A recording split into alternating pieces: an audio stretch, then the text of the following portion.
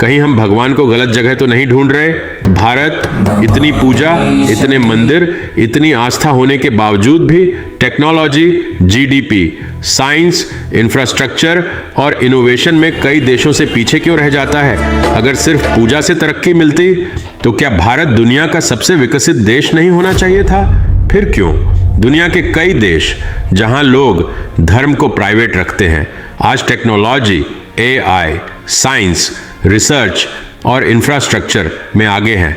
जिस देश में नदियों को मां कहा जाता है, जहां गंगा, यमुना और नर्मदा की पूजा की जाती है, उसी देश की नदियां आज दुनिया की सबसे प्रदूषित नदियों में क्यों गिनी जाती है?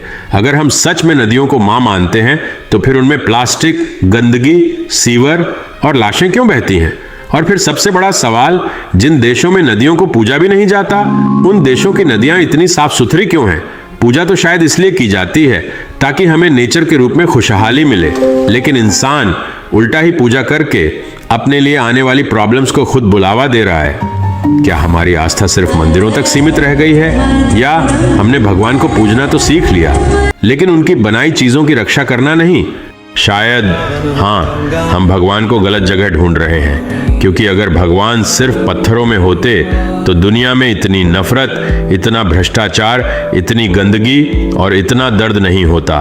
शायद भगवान मंदिरों की दीवारों से ज्यादा उस इंसान में है जो किसी भूखे को खाना खिलाता है, उस इंसान में जो नदियों को गंदा नहीं होने देता, उस वैज्ञानिक में जो देश को आगे बढ़ाता है, उस किसान में जो धरती को जिंदा रखता है, उस इंसान में जो बिना किसी डर और लालच के सही काम करता है। शायद भगवान पूजा से ज्यादा जिम्मेदारी में है, कर्म में है, इंसानियत में है, और शायद जिस दिन इंसान भगवान को ढूंढने के बजाय उनकी बनाई दुनिया को बेहतर बनाना शुरू कर देगा, उसी दिन उसे भगवान मिल जाएंगे।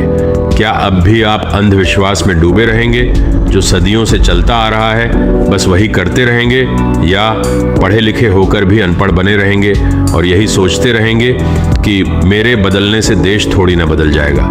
क्योंकि सच तो ये है, देश किसी एक दिन में नहीं बदलता।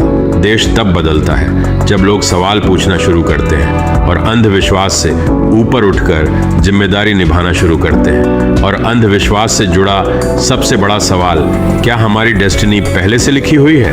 क्या सच में सब कुछ पहले से तय है, या इंसान अपने फैसलों से अपनी जिंदगी बदल सकता है? इन्हीं सवालों पर अगली वीडियो में विस्तार से चर्चा करेंगे।